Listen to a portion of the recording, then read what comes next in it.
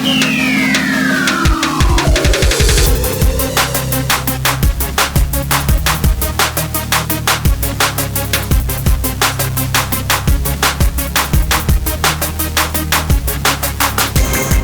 abrir a escritura na Epístola de Paulo aos Efésios. Vamos dar seguimento aos nossos estudos. Abra sua Bíblia em Efésios capítulo 1.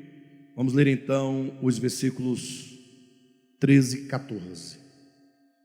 Efésios 1, 13 e 14, que diz assim: em quem também vós, depois que ouvistes a palavra da verdade, o evangelho da vossa salvação, tendo nele também crido, fostes selados com o Santo Espírito da promessa, o qual é o penhor da nossa herança, até ao resgate da sua propriedade, em louvor da sua glória.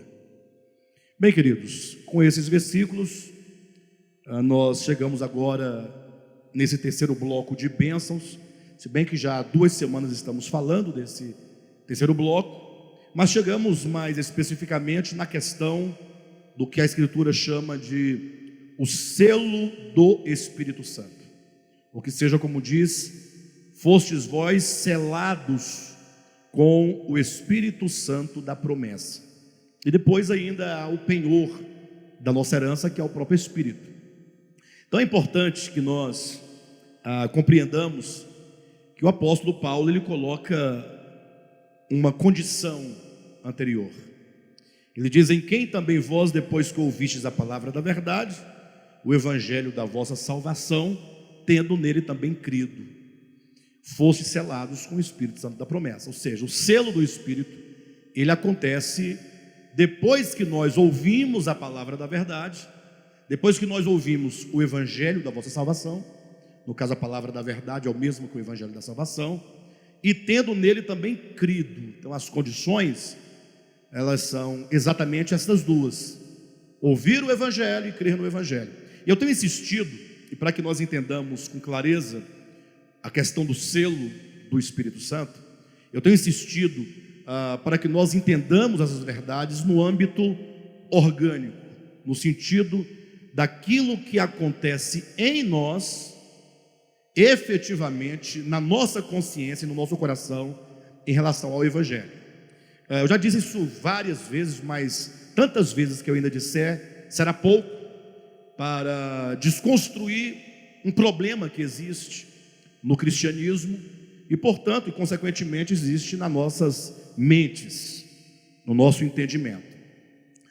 Observe vocês que a Bíblia, ela tendo 66 livros, ela fala acerca de muitas verdades. Nós temos aqui uma série de verdades que, se lidas e compreendidas à luz daquilo que Cristo é a verdade, então é possível que você tenha aí um compêndio teórico de um tanto de verdades. Então a Escritura, ela tem esse papel de ser um testemunho acerca da verdade, e não exatamente a verdade.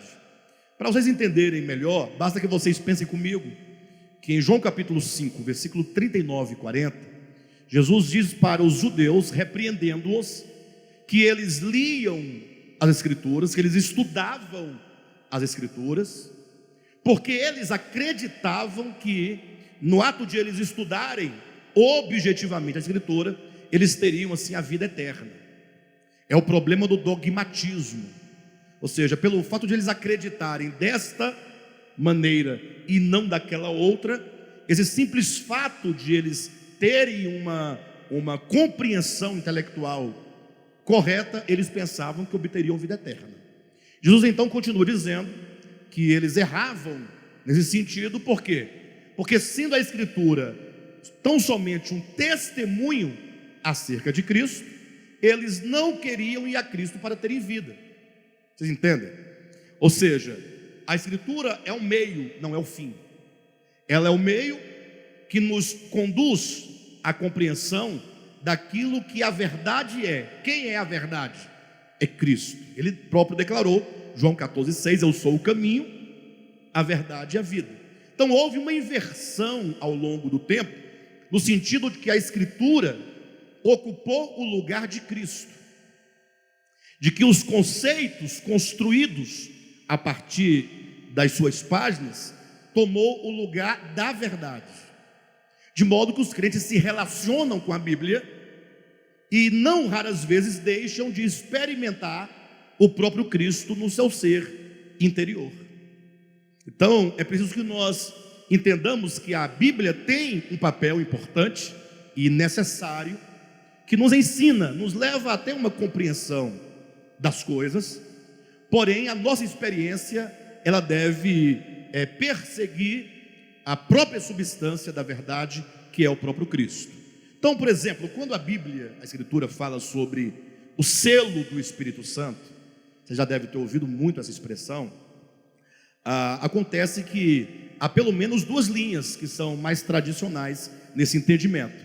A primeira que diz o seguinte, é a mais forte, que quando a pessoa, mesmo depois que ela creu em Cristo, que ela tenha sido batizada, que ela tenha se integrado no corpo físico de uma igreja local, que ela participe do pão e do vinho, no caso eles chamam de a ceia do Senhor, né? Eu estou apenas demonstrando como que essa corrente pensa e ensina.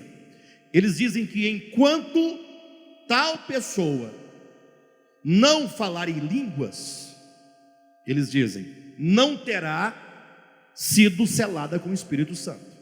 Eles entendem o selo do Espírito Santo como receber o dom de línguas, o que eles chamam de batismo com o Espírito Santo. Isso a partir de uma leitura de Atos capítulo 2, porque diz que quando os discípulos ali foram batizados, falaram em línguas, né? Então, a partir desse texto e de uma compreensão superficial sobre esse texto, eles entenderam dessa maneira. E assim criou-se um dogma. Qual que é o dogma? Se você fala em línguas, você foi selado com o Espírito Santo. Se você não fala em línguas, você não foi selado com o Espírito Santo. Para eles, tudo se simplifica nessa equação. Tem o Espírito, fala em línguas, selado.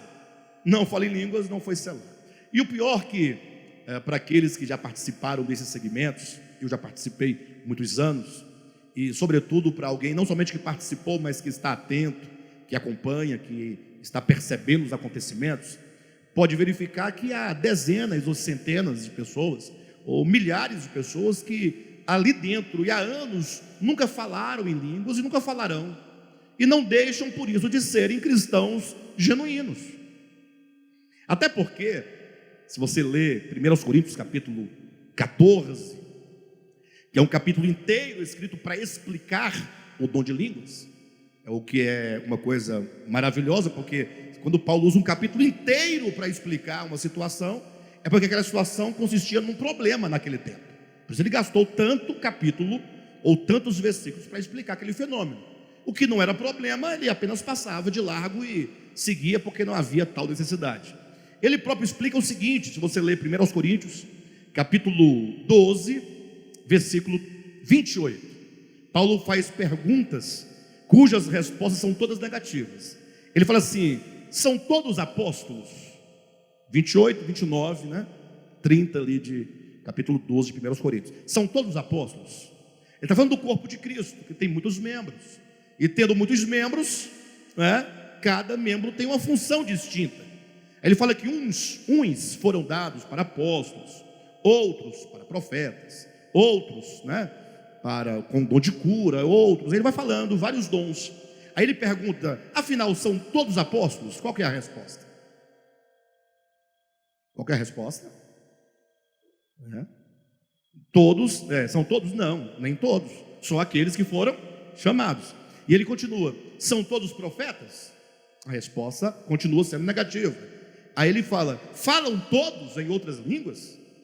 A resposta é a mesma, porque ele diz que uns têm este dom, outros aquele outro dom, ainda outros um terceiro dom, ou seja, os dons são distribuídos, de modo que a própria lógica, no sentido do que o corpo de Cristo traduz, ou que a igreja enquanto corpo traduz, que cada membro tem uma função distinta, nos leva a concluir que o dom de línguas não pode ser o selo do Espírito Santo, senão somente os que falassem em língua teriam o selo do Espírito Santo. Então a primeira coisa a se fazer é tirar do entendimento esse dogma que é o equívoco de que o batismo com o Espírito Santo, enquanto falar em línguas, seria o selo do Espírito Santo. Está fora. Mas há um outro dogma, que também é não menos equivocado, todavia menos atrevido, né? Que ensina o seguinte: desde que você creu no Evangelho, você está selado. E ponto final. E eles partem desse texto: depois que ouvistes a palavra da verdade, tendo nele crido, fosse selado. Então, cria-se aqui um dogma. Qual dogma? Alguém prega para você acerca de Cristo, oferece a você no apelo para que você aceite a Cristo, e fala: não, eu aceito a Cristo. Então pronto, então agora, depois que nós orarmos por você, a pessoa faz uma oração e o outro repete, ele diz: então agora você já está selado. Pronto, está selado. Por quê? Bem, tem um certo sentido nisso. O sentido de que, se a pessoa ouviu o Evangelho, e se ela de fato creu no Evangelho, ela foi selada, é o que está dizendo. Agora, o grande problema é que está na questão do que significa crer. Qual é o verdadeiro significado do crer? Nós debatemos isso aqui, falamos em 2 estudos anteriores a este, em que nós deixamos muito claro que o crer, na Bíblia sua, que é tradução em português, toda vez que você encontrar a palavra crer, você deve entender que essa palavra crer, que é uma palavra portuguesa, vem do latim credere, que seria uma suposta tradução da palavra grega, que seria da palavra fides, fé, e então a palavra correspondente no seu verbo, fidiu, né? Ou seja, o ato de a pessoa exercer a fé no Cristo de Deus. Mas aí veja bem que há uma distinção. Quando na Bíblia você encontra a palavra fé, fides, no grego, essa palavra não significa simplesmente você adotar uma posição favorável àquele conceito. A fé nas Escrituras implica que você exerce tamanha fidelidade para com o objeto da sua fé, que agora aquilo em que você tem fé se torna um só no seu coração. Ou seja, aquela verdade que é o próprio Cristo exerce tamanha influência no coração do discípulo, que agora a verdade que é Cristo, ela modifica a sua vontade humana. A vontade divina modifica a vontade humana. A verdade divina que é Cristo substitui dentro do seu espírito, da sua alma, da sua mente, do seu coração, substitui todos os dogmas, todos os conceitos, todas as preferências. O grande problema que nós podemos apontar hoje em dia é que, se você reunir uma multidão de pessoas que dizem crer no Evangelho, elas todas dizem crer, mas todas mantêm as suas preferências. As suas preferências em todos os sentidos que você imaginar. Elas mantêm ainda a sua própria vontade, mantêm ainda o seu próprio desejo. Ou seja, afinal, quando diz da fé da salvação, fala: se com a tua boca confessares a Jesus como Senhor, o que implica que a partir dessa confissão, se vem de um coração que de fato tem fé no Cristo, agora começa-se uma relação de senhorio e de servo. Se ele é o Senhor e eu sou o servo, a lógica é que eu não tenha mais vontade. É uma lógica. Mas como é que eu posso não ter mais vontade? Eu sou um ser humano é dotado de vontade. Mas agora a vontade minha é a vontade divina. Agora os meus pensamentos devem ser dirigidos pelos pensamentos de Deus. Agora as minhas preferências devem ser as preferências divinas.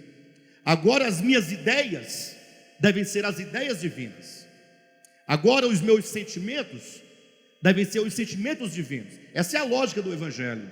Posso citar, por exemplo, alguns textos que evidenciam isso.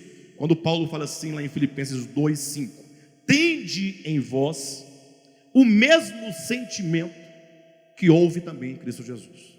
Ele não está dizendo que agora o sentimento de Cristo deve ser o meu? E quando Paulo diz lá em Gálatas: logo já não sou eu quem vive, mas Cristo vive em mim. Não está dizendo agora que toda a sua vontade, seus desejos, seus valores, agora são meros canais para que a vontade divina, os valores divinos, sejam agora canalizados para que Cristo viva por meio dele. E esse viver que Paulo agora tem na carne será a expressão daquilo que Cristo é. Portanto, é o que a Bíblia diz: andai no Espírito, e andando no Espírito nós vamos expressar e manifestar o Espírito. Então, o problema é que a maioria dos crentes receberam um evangelho dogmático. Por exemplo, fulano, você acredita que Jesus de Nazaré foi o Cristo de Deus que se fez carne? Não acredito. Ora, ele acredita até por força de tradição. A pessoa nasceu ouvindo isso. Os 4 grandes segmentos religiosos do Brasil, vamos falar da nossa nação, são cristãos. Nós não temos outra tradição senão cristã. O catolicismo é cristão. Pode não conter a verdade, mas é cristão. O protestantismo é cristão. O evangelicalismo é cristão. E até o espiritismo, eles acabam se colocando na qualidade de cristãos, assim eles se apresentam, porque eles partem do evangelho de Jesus Cristo, segundo Allan Kardec.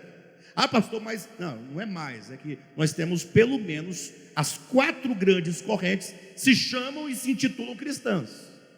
Se são é outra coisa, mas todas elas partem do evangelho, vamos colocar assim, cada uma com seus erros, com seus equívocos, com seus desvios, com as suas manipulações, com as suas distorções, com seu fermento, agregando uma coisa ou outra, cada qual com as suas exegeses, ou suas interpretações de fora para dentro da Escritura.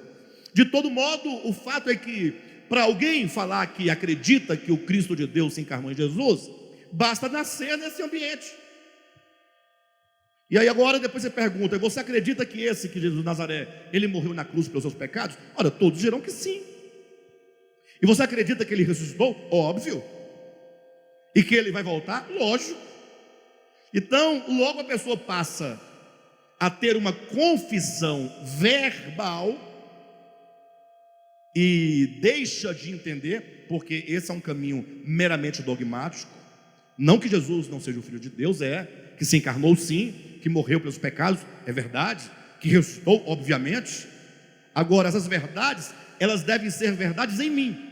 É isso que significa ouvir, implica a compreensão, e o crer implica a fé como um meio pelo qual você se apossa e se apropria e toma para si tais palavras.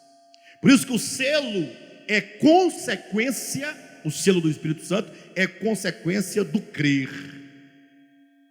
Para tanto, nós podemos invocar aqui, para os irmãos terem uma maior compreensão, João capítulo 6. Olha, eu leio o capítulo 6 de João há mais de 30 anos, aproximadamente. Talvez um pouco mais que isso. Vamos colocar uns 30 exatamente. Se eu somar todo o período em que eu leio e estudo a Escritura, 7 na AD, 3 na local e agora 20 no de volta, somam-se 30 anos de estudo. Não que antes eu não lesse e não pregasse, mas desde que eu me empenho por estudar, eu leio João capítulo 6. É um capítulo de ouro da Escritura, todo leitor e todo estudioso da Escritura certamente já leu muitas vezes João capítulo 6, quando Cristo fala: eu sou o pão da vida, quem come desse pão tem a vida eterna. Porém, o entendimento de João capítulo 6 nunca se me tornou tão claro, senão quando eu li a orelha de um livro de Rubem Alves, em que ele comenta o capítulo 6. Na verdade não é bem o capítulo 6, Ele faz um breve comentário acerca da proposta daquele livro e, portanto, ele dialoga com João capítulo 6, o que é inevitável que todos que lerem e conhecem João 6 saberá de que ele está falando. E aí ele fala o seguinte: Observa, ele fala que aquele que escreve, presta atenção, ou aquele que fala, aquele que escreve ou aquele que fala, ele transforma o seu falar, o seu sentimento, em própria carne e próprio sangue. Ele quer dizer, aquele texto ali escrito, ou aquele texto falado, procede das entranhas do ser de quem fala. Ou seja, no caso, quando Cristo está falando o Evangelho, ele está falando aquilo que ele é. Então o seu próprio ser está sendo enunciado, proclamado. Por isso que Jesus vai colocar ali em João capítulo 6, a si próprio, dizendo: aquele que come a minha carne e o meu sangue, aquele que come minha carne e bebe meu sangue, esse tem a vida eterna. E ele vai dizer: as minhas palavras são espírito e são vida. As palavras simbolizadas por carne e sangue deveriam ser comidas. Ele fala: então o leitor, ou o auditório, aquele que escuta, deve agora comer essas palavras. A palavra foi posta, o outro agora recebe tais palavras, não como quem escuta um palhaço numa praça, não como quem escuta um discurso num dia de domingo, um sermão, mas como alguém que, tendo um profundo interesse por tais palavras e tendo adquirido uma consciência de que tais palavras é a verdade, então agora ele come aquelas palavras como quem se alimenta de um pão. E agora aquelas palavras digeridas, elas são processadas, elas passam por todo o metabolismo de absorção agora no seu corpo, de modo que todos os nutrientes, as proteínas, tudo aquilo que aquele pão tem de saudável, agora é constituído no seu próprio ser. Agora aquelas palavras são constituídas no indivíduo, são constituídas na pessoa. A palavra e a pessoa se tornam um só. Essa é a verdade do Evangelho. Não é uma questão de você apenas se posicionar. Tanto é que vocês podem observar que a pessoa aceita Jesus hoje numa igreja tal. Passa um tempo, por qualquer motivo que acontecer, ela muda de igreja. Só que quando ela muda de igreja, fatalmente, no caso muda de ministério, fatalmente se muda de ideias, porque cada ministério tem uma ideia diferente acerca da verdade. Mas elas mudam, transitam de um lugar para o outro, sem se preocupar com o que está acontecendo. Não poucas vezes, uma pessoa sai, por exemplo, da Assembleia de Deus, se torna um adventista. Ora, isso é negar a fé anterior. Ou sai da adventista e vai para a Assembleia, é negar. Mas passa um tempo, por qualquer motivo, agora abandona aquele segmento e vai vir um TJ. Depois de 20 anos, encontra em você: não, agora eu fui lá para os mortos, ou para os mormons. Passa um tempo, não, agora eu estou no espiritismo. Vocês já viram acontecer isso? Depois de muito tempo, a pessoa fala assim: não, agora eu sou agnóstico, acredito mais em nada. Por quê? Porque ela estava apenas no âmbito de quê? No âmbito de uma confissão verbal, se posicionando ora de um lado, ora de outro, a partir daquilo que ela achava que fosse mais lógico.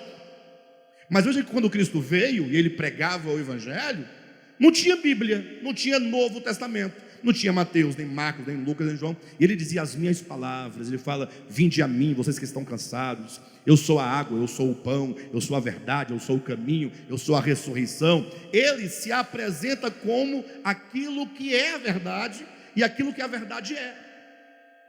Então, todo o nosso esforço é convidar os irmãos a entenderem que o selo do Espírito Santo, conforme Efésios capítulo 13, nada mais é do que o inscrever daquela palavra no seu coração. Não é uma questão dogmática. Ah, você se posicionou, foi selado. Não, não é um selo, até porque eles falam assim: não, eu fui selado, nós fomos selados. Você fala: mas e cadê esse selo, gente? Não, é pela fé. Ninguém vê, é espiritual. Fala assim: mas e como é que a gente faz para se certificar desse selo? Não é? Porque o selo é uma marca de propriedade, de pertencimento. Aí você fala, não, é porque tudo é espiritual. Essa marca, eles dizem, é para que os anjos vejam e saibam que você pertence a Deus. É para o diabo ver e saber que você pertence a Deus. Só que nós, que somos os mais interessados nesse selo, nunca viemos esse selo. Ora, que selo é esse? Vamos ler alguns textos e os irmãos vão perceber onde nós vamos chegar. Primeiramente, vamos abrir aqui a escritura em 2 Coríntios, capítulo 3. Encontraram? Capítulo 3 de 2 Coríntios, a partir do 1, Paulo diz assim: começamos porventura, outra vez, a recomendar-nos a nós mesmos. Quem já ouviu aqui de recomendação? Carta de recomendação. O que é uma carta de recomendação?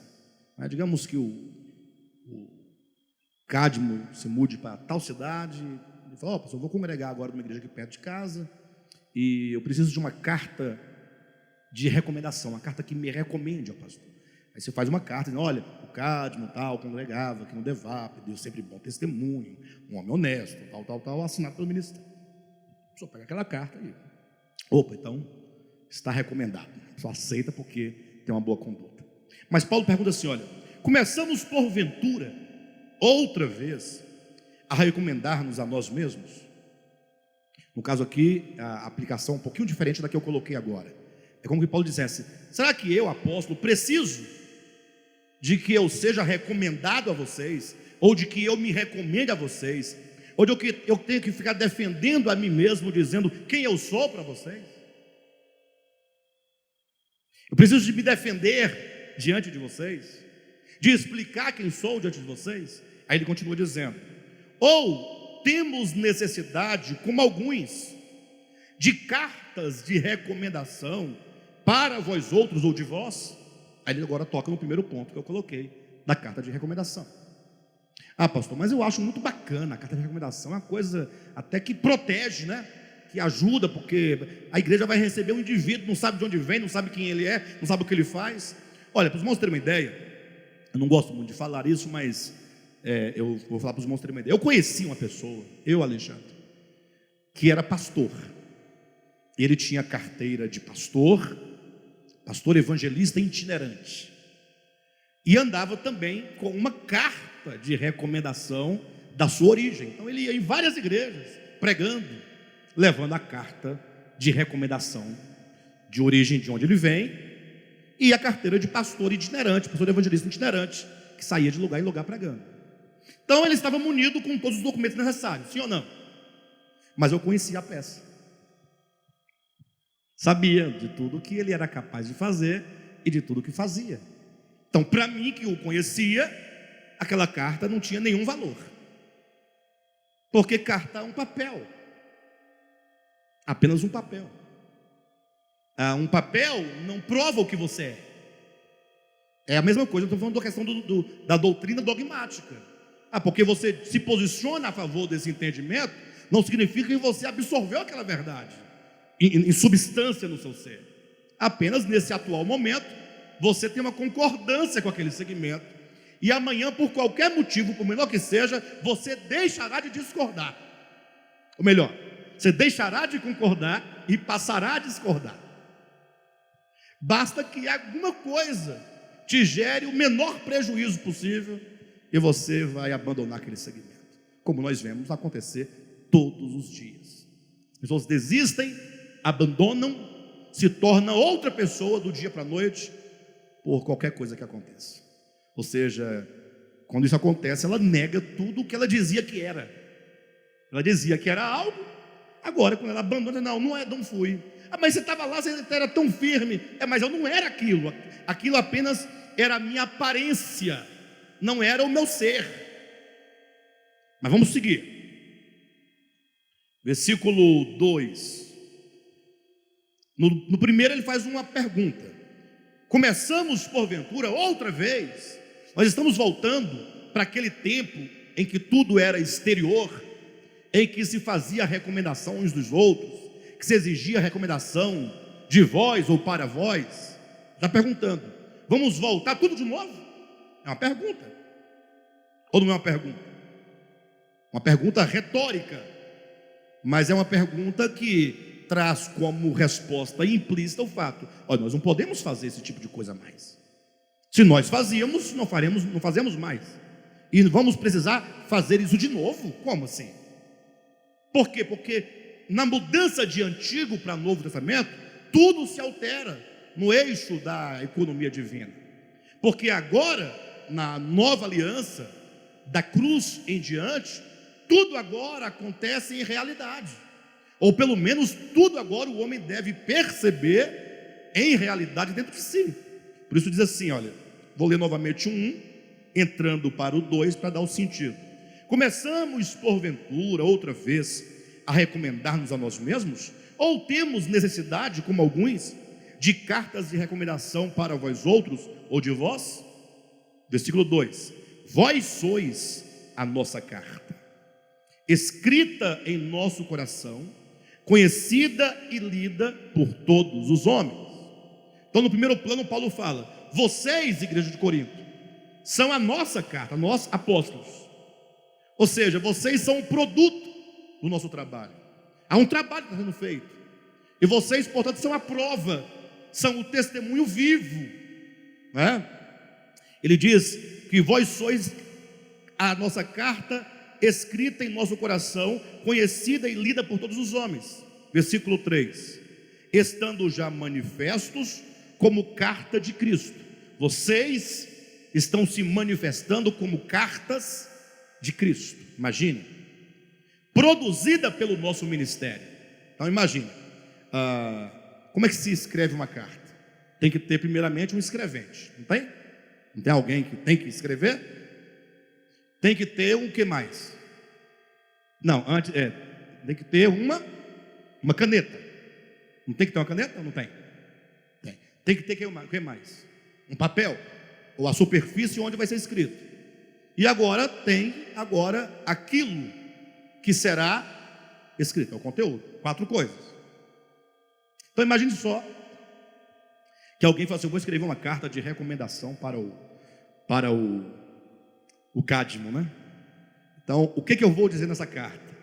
O Cadmo será recebido pelo Aldair, lá no outro estado. Então quando o Aldair pegar a carta que eu escrevi recomendando o Cadmo, vai estar escrito assim: o Cadmo é um bom cristão. Eu escrevi num papel, ele levou, e aí o Aldair fala: não, eu vou recebê-lo porque o Alexandre disse, o Cadmo é um bom cristão. Eu pergunto, isso resolveu o problema? O Cadmo é um bom cristão? Pode ser e pode não ser, eu não sei. Não, a carta disse, mas ele pode não ser. Agora Paulo diz: estando já manifestos, vós manifestos, como carta de Cristo. Ele fala assim: vocês são uma carta. Vocês não levam uma carta, vocês são a carta de Cristo. Ou seja, um conteúdo foi escrito em vocês. Vocês são a carta. O conteúdo, que é a palavra, foi escrito no seu coração. E estando já manifestos como carta de Cristo, produzida pelo nosso ministério, escrita não com tinta, mas pelo Espírito do Deus vivente, não em tábuas de pedra, mas em tábuas de carne, isto é, nos corações. Então Paulo diz: na medida em que nós apóstolos exercemos o nosso ministério, ou seja, quando Paulo pregava, quando ele ensinava, quando ele ministrava, ele falava Cristo, ele ministrava Cristo. Aquele falar era como que naquele momento o Espírito Santo, tomando a palavra de Deus, a inscrevia no coração dos irmãos. Agora, onde os irmãos todos forem, todos podem ler nele, no seu viver, no seu agir, no seu falar, que ele é um cristão, que ele tem o selo. Esse selo é o inscrever da vontade de Deus, ou do Cristo, da verdade, dentro do próprio ser. Este é o selo. De modo que quando as pessoas virem você, onde você for, elas vão perceber: poxa, Semana passada eu dei um exemplo aqui, dizendo que lá em Atos 14, diz que foram os discípulos de Cristo, pela primeira vez chamados de cristãos, né? Alguém comentou lá no YouTube, na mensagem postada, dizendo assim: não sabe de nada, cristão é um nome pagão, que parece que foi Roma que inventou esse nome nem existe. Pena que tal pessoa que fez tal comentário, ou é má, sabe das coisas e é má. Não tem pessoas assim? Não quero dizer que seja, mas talvez seja de fato alguém desinformado, não conhece a Escritura, não leu na Escritura, que antes de chegar ao quarto século do domínio romano, já no primeiro século está dito que as pessoas de Antioquia chamaram os crentes lá de Antioquia de cristãos, e esta foi a primeira vez que um discípulo foi chamado de cristão.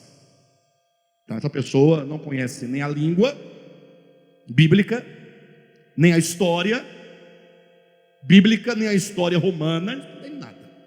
Aí a pessoa tem necessidade de comentar algo, vai lá e fica na internet o dia todo conversando o que não sabe conversar.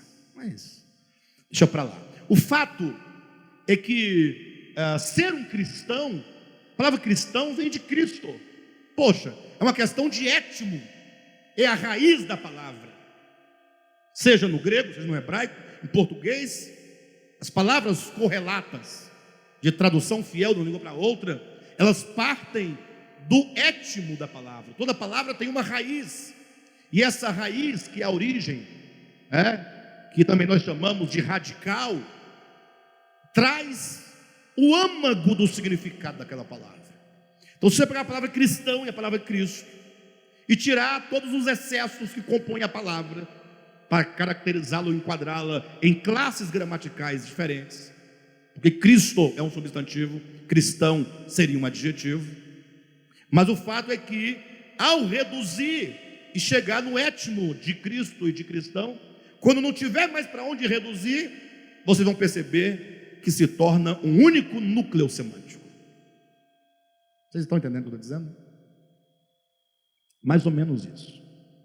O que significa então chamar o Cristo de Deus de Cristo, o seu discípulo de cristão? Que eles agora têm uma unidade orgânica de espírito. Isso é um selo. O selo que pode ser visto, porque o selo é, na verdade, as marcas do Evangelho, os traços do Evangelho, é a manifestação do Evangelho no viver. Quando você vir alguém vivendo como Cristo, lá está o selo estampado, é a carta viva, escrita não com tinta, não é uma carteirinha de membro, não é uma carta de recomendação, não é porque você diz que crê, mas não, é inscrito no coração pelo Espírito do Deus vivente. A pessoa fala assim: que eu quero então esse selo, como é que eu faço? Primeiro, você tem que ouvir. Depois que ouvistes a palavra da verdade. Por isso que Paulo diz que, estando já manifestos como carta de Cristo, produzida pelo nosso ministério, porque o ministério de Paulo era um ministério de falar. Falar o quê? Falar Cristo. Então Paulo falava Cristo, e na medida em que Paulo falava Cristo, os irmãos comiam aquela palavra como quem come pão, como quem digere carne e sangue, como quem toma a substância da verdade que é Cristo para dentro de si. E esse processo é simbolicamente aqui representado pelo inscrever no coração a vontade de Deus, para que agora todos possam ler. Mas calma, novamente eu quero acalmar o coração e o ânimo dos irmãos, dizendo que isto é um processo. O importante não é que você fale assim: puxa, a irmã Salete está tão avançada nesse processo e eu estou tão lá atrás. Não é por aí. Cada pessoa tem seu tempo, tem sua experiência. O mais importante é que todos nós estejamos engajados no processo, nunca à beira do caminho. A Bíblia fala de vários cegos que Jesus curou, né? Um deles é o cego Bartimeu. Já ouviram falar? Qual é a característica principal desse cego e de como Cristo curou? Diz que Bartimeu estava assentado à beira do caminho. Quando Cristo perguntou: o que queres que eu te faça? Ele respondeu: que eu torne a ver. O que implica que ele era alguém que enxergava, e enxergando ele veio a ficar cego. Portanto, não se trata aqui de um cego de nascença. Então ele enxergava, ficou cego, e porque ficou cego, ele parou no caminho que ele caminhava. Ele estava caminhando, tomado de cegueira, ficou parado à beira do caminho pedindo esmola. Então, no sentido espiritual que o texto quer traduzir, é que muitas vezes nós paramos, ficamos estagnados. Alguém me perguntou semana passada se é possível a pessoa retroagir na vida cristã. Quero dizer para os irmãos que isso é muito sensível, tá? E aos poucos eu vou compreendendo essas questões, e quanto mais eu compreendo, menos eu entendo.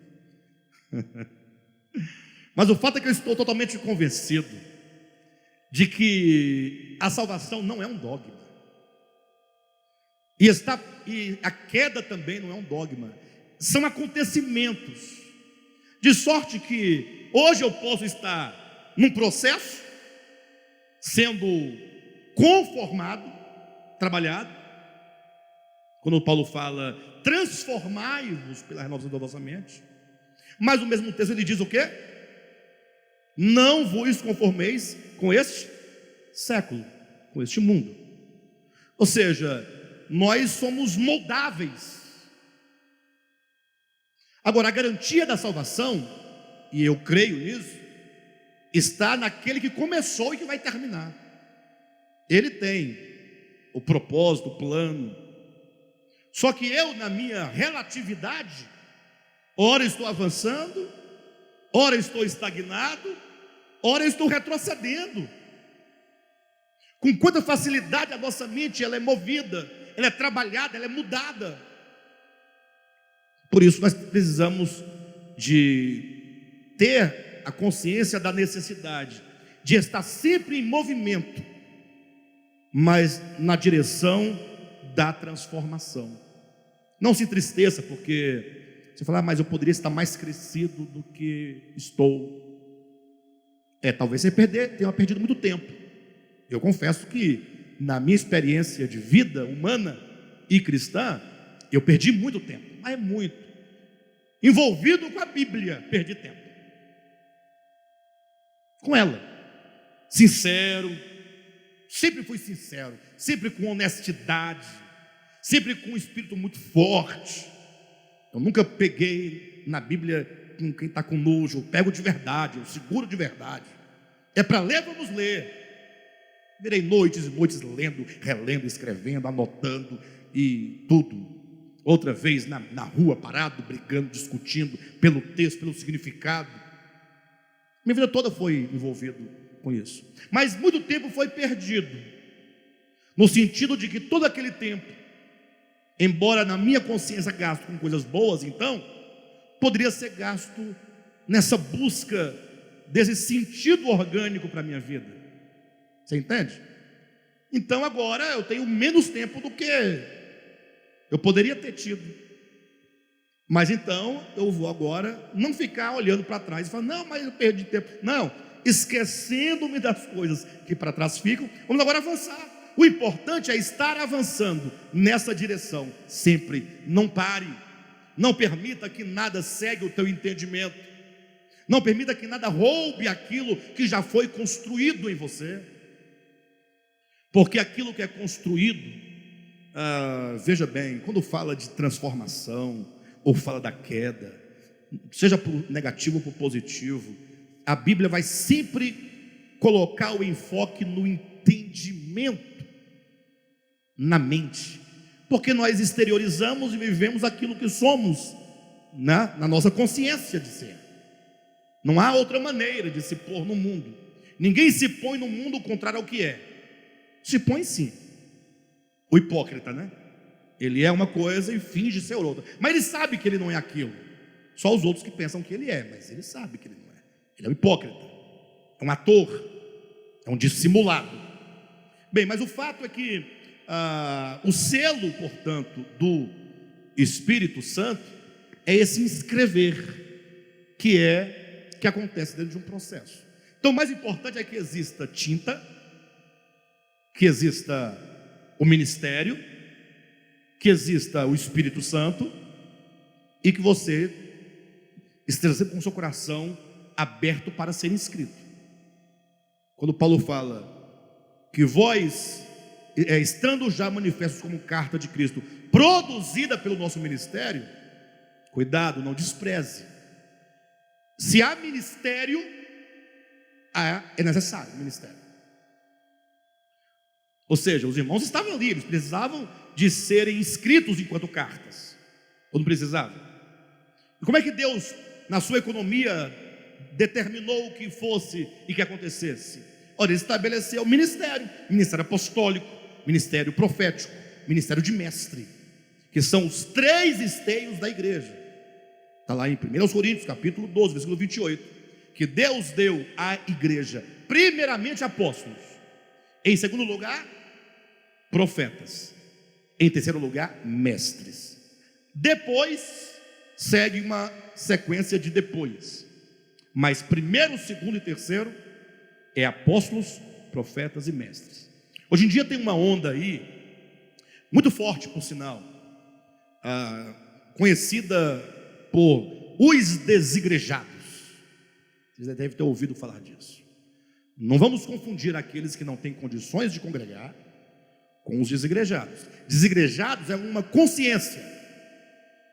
Os que não têm condições de congregar, por falta de saúde, é uma circunstância diferente. Não pode confundir uma coisa com a outra. Mas o fato é que os desigrejados têm tomado uma proporção muito grande. Já tem um volume, uma porcentagem muito grande de cristãos desigrejados. E a ideia dele é o seguinte, que esse modelo de congregar é inventado pelo homem, totalmente desnecessário. Eu sou mais simples, né? Eu prefiro falar assim, olha, eu não sou maior do que o meu mestre Jesus Cristo, absolutamente. Tampouco vou me sobrepor a Paulo, Pedro, João, que andaram com Cristo, que receberam de Cristo. Então eu sou um discípulo de Cristo, que recebo orientações apostólicas. Nosso ministério é ministério apostólico, não porque eu ou outro seja apóstolo, ou reivindique esse título, mas porque as bases da nossa fé são apostólicas. E apóstolos bíblicos, não apóstolo qualquer um. Perfeito? Bem, de todo modo, imagine vocês que quando Paulo escrevia uma carta, ele falava assim no final, olha, mande um ósculo santo, ou se fosse hoje falaria um abraço, uma saudação aos irmãos que se reúnem na casa do fulano. Os irmãos se reuniam?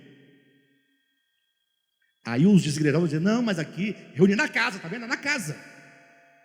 Na casa porque eram 10 irmãos, 20 irmãos. Agora, se a comunidade fosse 500, em qual casa ele se reuniria? Não tem como, tem? Dependendo de circunstância. Isso aqui é uma casa. De quem é essa casa? Nossa. Isso aqui não é igreja, esse galpão é apenas um teto para estarmos aqui guardados da chuva, do sol, do vento. Mas que seja na casa, debaixo de uma árvore, não se pode negar o fato que eles se reuniam. 1 Coríntios capítulo 11, quando Paulo diz, quando vós vos reunis, não é a ceia do Senhor que tomais. Quando vós vos reunis, então se reuniam. E quando ele diz assim sobre o dom de línguas, quando todos estão reunidos num só lugar, eles não reuniam? Então, de onde vem a ideia dos desigrejados? Que isso aqui foi inventado por homens e é totalmente desnecessário. Mas talvez o desigrejado seja apenas um sintoma de alguém profundamente ferido com o que o sistema religioso fez ao longo da sua existência. Machucou, roubou, bateu, xingou tanto, que falou, não pode ser, e largou de mão. Não é? Talvez esses não conheçam uma outra possibilidade de estar reunidos em comunhão, em amor, em fraternidade, solidariedade. Eles talvez não entenderam isso.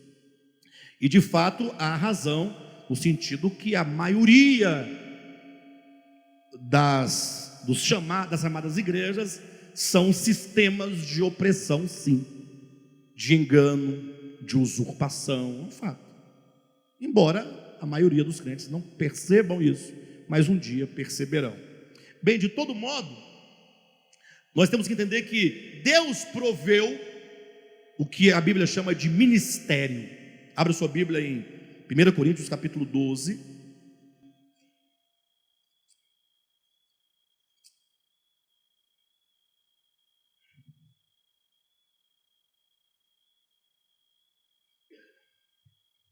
Encontraram?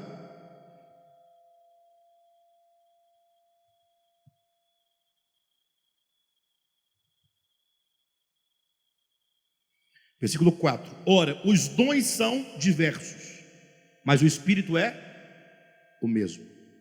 E também há diversidade nos serviços. Tradução, revista atualizada. Se alguém tiver com a versão revista e corrigida, vai estar aí. E há diversidade de ministérios. Alguma versão diz isso, ministério? A sua diz ministério, diz ministério. Porque serviço aqui, diaconia, é ministério. Então, há diversidade de ministérios. No caso, o ministério de volta à palavra é caracterizado pelo ensino da palavra. Ou seja, quando o Senhor nos chamou e nos instituiu e nos ordenou que nós congregássemos ministerialmente falando, Ele nos incumbiu de sermos um ministério da palavra no sentido do ensinamento, do abrir o entendimento, tirar os enganos, trazer a clareza, o entendimento, o significado, para que as pessoas tenham essa compreensão. Lógico que em maior ou menor medida, todos os ministérios têm que ter esse caminho, né, de mestre, mas há ministérios específicos em outras áreas, de modo que a Escritura fala que há diversidade nos ministérios, mas o Senhor é o mesmo.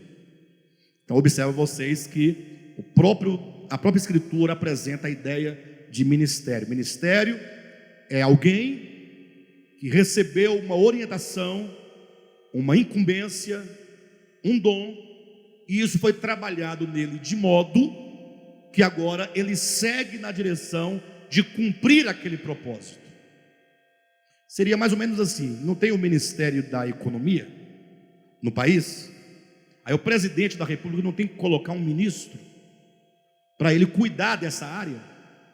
Depois também não tem o Ministério da Saúde, e lá não deve ter um perito em saúde para cuidar da saúde do país? De modo que, havendo vários ministérios, tudo não converge para o bem-estar total, pleno de uma nação? Assim é a ideia de ministérios. O Senhor está edificando a Nova Jerusalém. Ele tem um propósito eterno, ele está cumprindo um objetivo final. Então ele levantou aqui alguns com esse ministério, nessa característica, para resolver os problemas dessa área.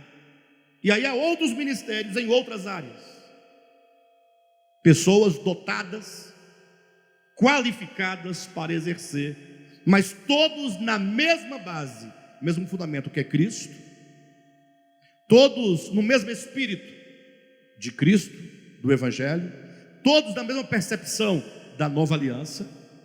Não é qualquer um. Tem muitas pessoas dizendo: meu ministério é esse, é o meu ministério, de dançar na igreja. Não existe isso. Você pode até dançar se quiser, não tem ministério de dança. Ministério é uma incumbência que nasce de um dom do Espírito para a edificação do corpo. Eu não sei em que a dança edifica. Você está dançando, os irmãos sendo edificados, crescendo em graça, em vida e tudo. Não sei, não entendo isso. Vão discordar de mim, mas eu não entendo. Só estou falando que eu não entendo. Lá um homem lá de 1,95 m, com aquelas calças de capoeirista, dançando. Não dá, não entendo. Não dá. Pode ser que ocupe o tempo deles. Talvez eles entendam que assim, é porque Davi dançou, né? Só que Davi também foi perseguido. E ninguém quer ser perseguido como Davi, só quer dançar como Davi, né? De todo modo, precisamos ter a compreensão de que deve haver um ministério. O ministério que acontece no ministério da palavra de sabedoria, da palavra da ciência, da palavra de revelação, na palavra apostólica, na palavra de mestre, na palavra profética, mas tudo palavra, porque é a palavra que define e é a palavra que é inscrita no coração. Então, o ministério é importante nesse processo. A palavra, enquanto conteúdo, é importante. Não basta que tenha ministério, tem que ter o quê? Conteúdo. E esse conteúdo não pode ser outra coisa, tem que ser Cristo, o Evangelho. Tem mensagem que é até boa de ouvir. Você ri, é tão engraçado, é bacana, mas não é a palavra, é um stand-up. É bom de ouvir.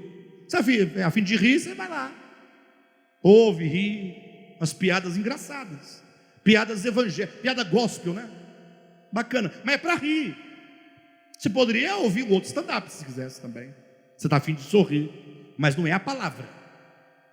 Você pode até dar bons conselhos, boas orientações, usar da psicologia, usar do coaching, mas não é a palavra.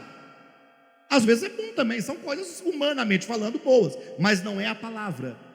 Eu falava aqui no domingo passado para um grupo de irmãos, faltam pessoas comprometidas com o Evangelho. O Evangelho puro, não é criado, não é inventado, não é adulterado, não é manipulado. É o Evangelho como ele é, simples. Para que agora esse Evangelho seja canalizado ministerialmente, para que haja aqueles que se exponham à palavra de Deus, ministerialmente falada, para que agora essa palavra seja inscrita.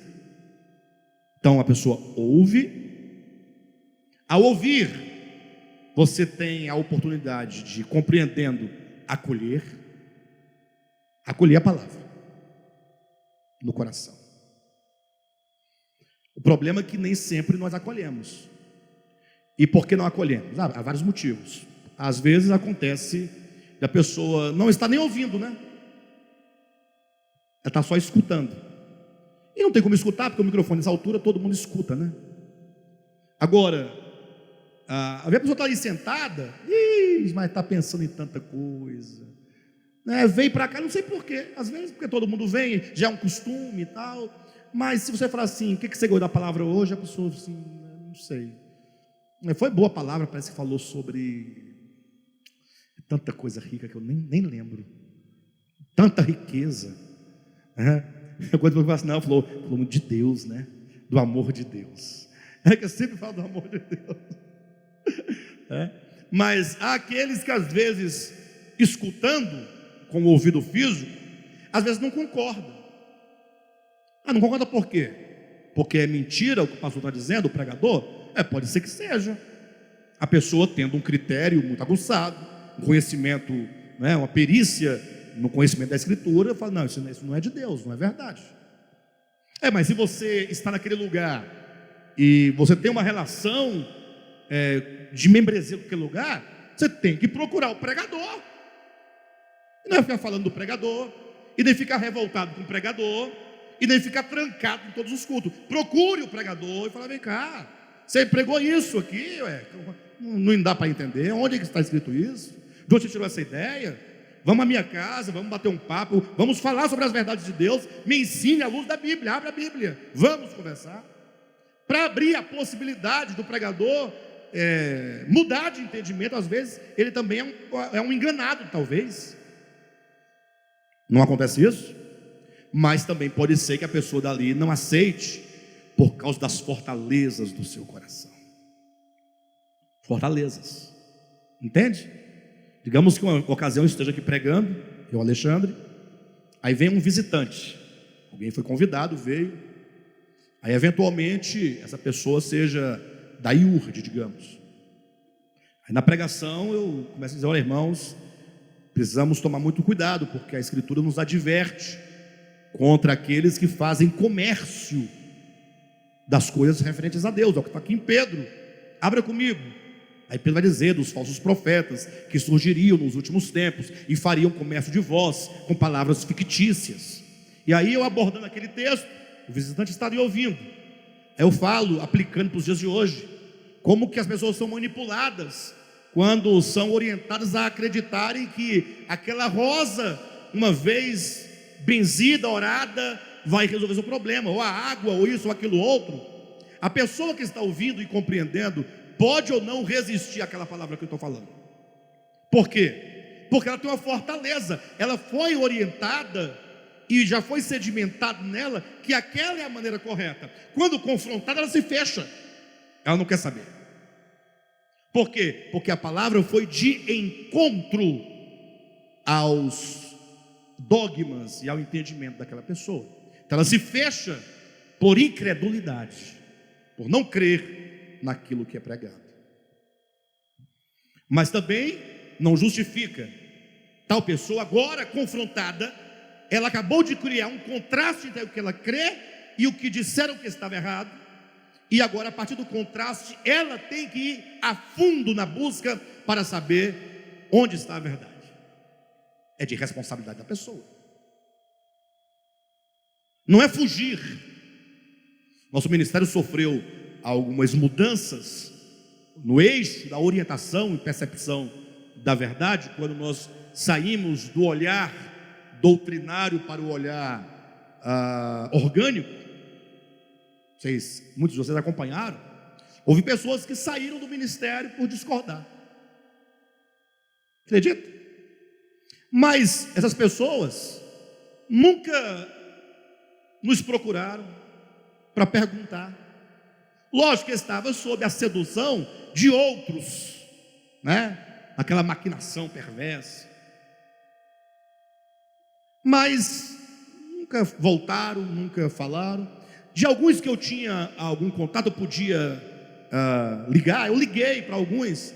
Alguns falaram: não quero saber não. Falei: não, mas a gente podia conversar um pouco. Eu poderia eventualmente ter a chance de mostrar. Não quero não. Falei: amém. Não quer. Né? Não quer.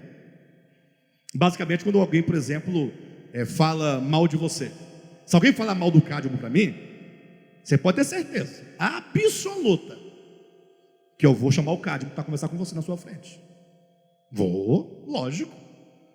Ou você acha que eu vou agora virar a cara para o Cadmo, acreditando mais em quem fala mal do que no próprio Cadmo? Então há um problema nos nossos corações que precisam de ser tratados. Nós devemos ser as pessoas mais honestas possíveis no nosso propósito. Pastor, eu quero ser selado com o Espírito de Deus. Esse selo que é o selo da palavra. Você precisa da palavra. Você tem que se expor à palavra. Você tem que tratar com todos os problemas de fortalezas que se opõem à palavra. Tem que tratar. Senão nós não vamos nunca, porque onde você vai arrumar um problema. Aí você passa a vida todinha arrumando problema aqui, problema ali, daqui a pouco passaram-se 40 anos e você não tem nada escrito, só fofoca, só contenda, só inimizade, só disse-me disse. E você está aí, sem nada gerado em você. A coisa mais séria que há em nossas vidas é o quê? É a nossa alma. Portanto, o ministério da palavra, a questão da verdade, o escrever da verdade, isso é extremamente importante, é a coisa mais importante de nossas vidas. É basicamente o que Cristo fala assim: olha, não ajunteis tesouros sobre a terra, porque aqui na terra a ferrugem corrói e as traças comem, né? Corrói, enfim, vocês entenderam. Mas ajuntai tesouro nos céus. E agora? Como é que faz isso? Como é que ajunta tesouros no céu? Para você entender é muito simples. Se ele fala de não ajuntar esse tesouro na terra, mas no céu, não tem como você pegar o tesouro terreno e levar para lá, tem? O que ele quer dizer com isso? Você está empenhado a sua vida todinha em juntar aqui, porque você acredita nessas riquezas, mas existem riquezas celestiais. É isso que ele quer dizer. Mas dessas riquezas celestiais, você não faz conta. Você não está aí para elas. Daqui a um pouco você morre, deixa uma herança de R$1 bilhão para o próprio filho entrar na justiça contra a própria mãe, se é que vocês estão me entendendo. Porque quando o filho vai na justiça contra a mãe biológica de carne e sangue, é porque o mundo está acabando. Porque se entrar na justiça contra uma madrasta, até que é um pouco compreensível, né?